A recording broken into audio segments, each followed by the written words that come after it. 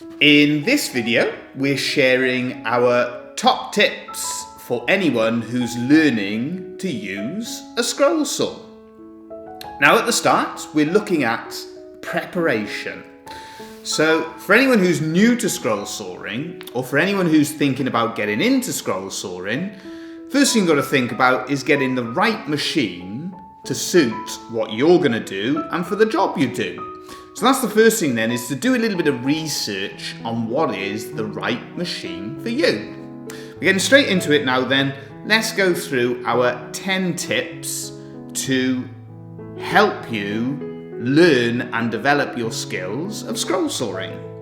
Now the first one is to prepare your scroll saw. That's the first area. So our tip number 1 is to make sure that your scroll saw is secured firmly. Now we use a Hegner multi-cut, and you've got to make sure that it's actually bolted to the floor. That's our view on it, is to bolt the machine to a base and then bolt the base to the floor. The reason for this is to reduce the vibration. There's a little test you can do with the Hegner scroll saw where you put a 20p piece, or something like a quarter in the US, on its side. If it falls over, there's too much vibration on your machine. So that's tip number 1, is to prepare your scroll saw properly. Secure it to a base and secure the base to the floor. Tip number 2 is to do with blades. Now when it comes to the scroll sawing, it's important to have the right blade for the job. You've got all sorts of different blades. You've got standard blades, reverse tooth blades, spiral blades, metal blades, all sorts of different things. Here at our family workshop, we use a reverse tooth blade, a number 9, because that's the blade that suits the type of work we mainly do. So that's our tip number 2. Do a little bit of research, have a little look, have a think about what you're interested in making, and get the right blade for the job that you're going to do. Tip number 3 is to get the blade tension correct. So going on from the selection of the blades, you've got to make sure that you adjust the blade correctly. Getting the right amount of tension will reduce the number of blades that you break, but also allow you to cut effectively. Too much tension and you'll be snapping your blades too frequently, too little tension and the machine will not perform to the best of its ability. So that's our third tip, is to adjust the blade tension correctly.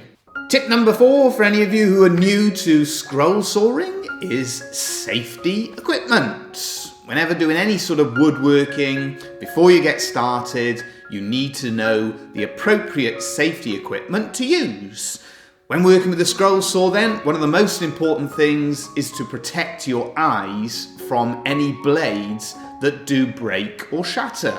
Doesn't happen too often, but it can happen, and you need to make sure that if it goes towards your face, those eyes are properly protected. So goggles, safety glasses, they are essential. Also as well, because you've got that blower that blows the dust away from the line that you're following, it's important to have that dust mask on. So that protects you from that dust being blown into your face. And the final piece of safety equipment that we recommend are ear defenders, because depending on your machine, they have various different levels of noise, and it's important to protect your hearing. So tip number 4 is to make sure you've got the appropriate safety equipment. In tip number 5, we're focusing more on the actual process of using the scroll saw. And our tip then is, whatever you work on, make sure you draw a guideline to follow. If you've got that guideline, you may not stick exactly to it. You may go a little bit in and out. You may decide to go slightly outside of the line, or even slightly outside of the line. But having a guideline to follow can make a massive difference, and is basically a necessity when working effectively with a scroll saw. Tip number 6 is to do with confidence. Now, we're all different. We all have different levels of ability. We all have different backgrounds. And some of us are more or less confident when working with machines and equipment. If confidence is an issue, remember you can buy attachments. For instance, we use the Hegner scroll saw. You can actually buy an arm attachment that will hold the piece of wood down for you. This can be useful when learning scroll sawing because it takes a little bit of that responsibility away from you. You can concentrate on following those guidelines and don't have to worry so much about holding the wood down. So tip number 6 is to use something like one of those attachment arms if you need just a little bit of extra confidence as you're learning the process. The more confidence then you develop, the better your ability will become. On that subject of confidence, don't forget you can get overconfident and then sort of slack off in other areas in terms of safety and things like that. So that's what our tip number 6 is, to find that right balance of confidence when working with your scroll saw. Tip number 7 is to do with the thickness of the woods. Now, we generally cut our woods to around about 1/2 inch thick, 2.5 centimeters for anyone who's working in centimeters. And that is why we then use a number 9 blade. The throat of the scroll saw allows you to use thicker pieces of wood. If we use thicker pieces of wood, we tend to cut more slowly, because the thicker the piece of wood, the more time the scroll saw requires to cut it.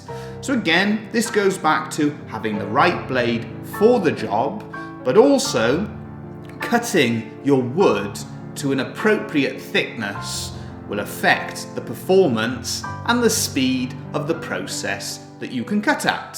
So that's our tip number 7, is to look at the thickness of the wood that you are cutting with your scroll saw.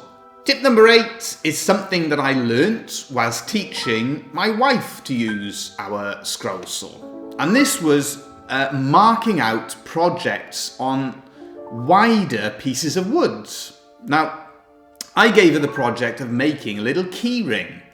She found that quite challenging because I'd marked it out on a small piece of wood. Comes back to some of the other points that we've raised here, because it's to do with confidence. She didn't like having her hands anywhere near the blade. So by having a wider piece of wood, it allows you to get your hands further away from the blade, and that way it allowed her and maybe yourselves to have a little bit more confidence when working with the scroll saw. So our tip number 8 is to highlight how smaller pieces of wood can be a little bit more challenging to scroll saw. Slightly larger, wider pieces of wood can be slightly easier. Again, with this, if they are thicker pieces of wood, they then can slow down your process. So this isn't to do with the thickness of the wood, this is to do with the overall size, the width, the height of the piece that you're working with. Tip number 9 is to do with different types of woods. Now, when it comes to scroll sawing, not all woods are equal. Some woods are easier to scroll saw and some woods can be more challenging.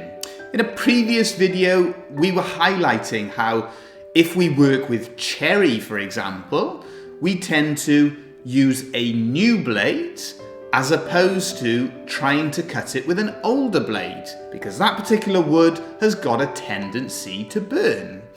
Other woods, for example, mahogany, they tend to be easier to scroll saw, as well as woods like teak, but you've got to try different woods. Find what suits yourself, find what suits your scroll saw, learn from your own experiences. So that's our tip number 9, is to do with the wood.